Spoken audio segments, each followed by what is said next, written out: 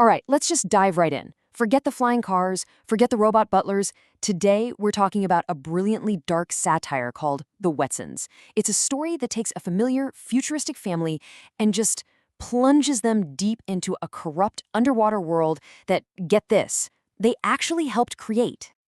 So, picture this. It's the year 2162, and we're in a city called Aquapolis.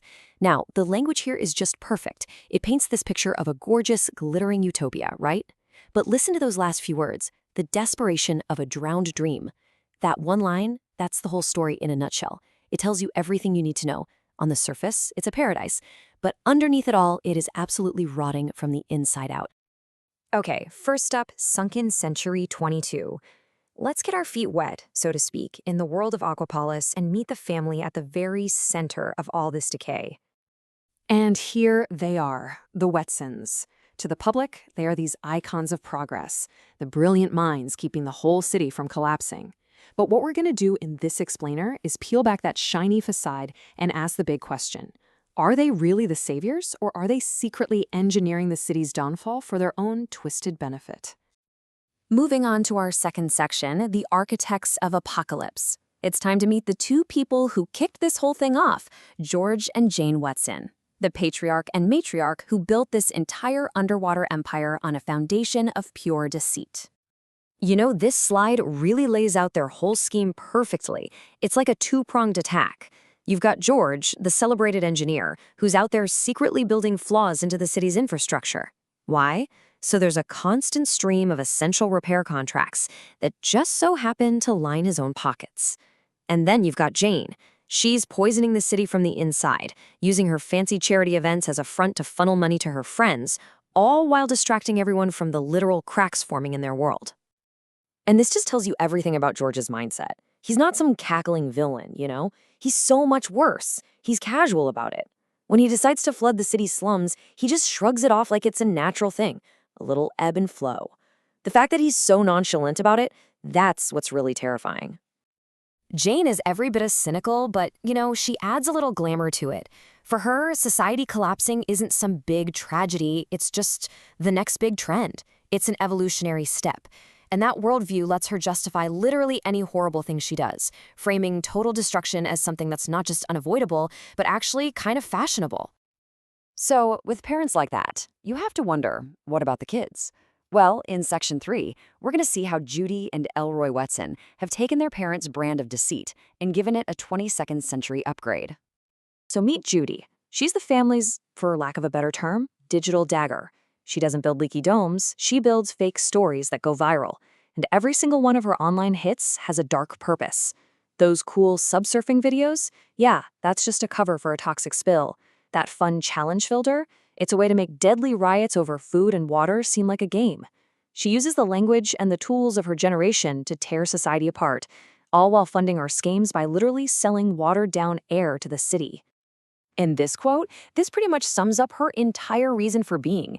It's not just about causing chaos, it's about getting famous from it. Her endgame is to be the #1 influencer of the apocalypse, live streaming the end of the world for likes and subs, all from the safety of her luxury yacht. And then we have Elroy, the boy genius. What's so wild is how methodical he is. He doesn't just have accidents, he engineers them, step by step. First, he comes up with some innocent-looking toy. Then, he secretly turns it into a weapon. Then, he unleashes it on the city as playtime. And the chaos that follows, you know, a citywide blackout, a few explosions, creates a problem that his family's company is perfectly ready to solve for a very, very high price. But here's the thing with Elroy, the little twist. Unlike the rest of his family, there's a little something still there, a flicker of a conscience.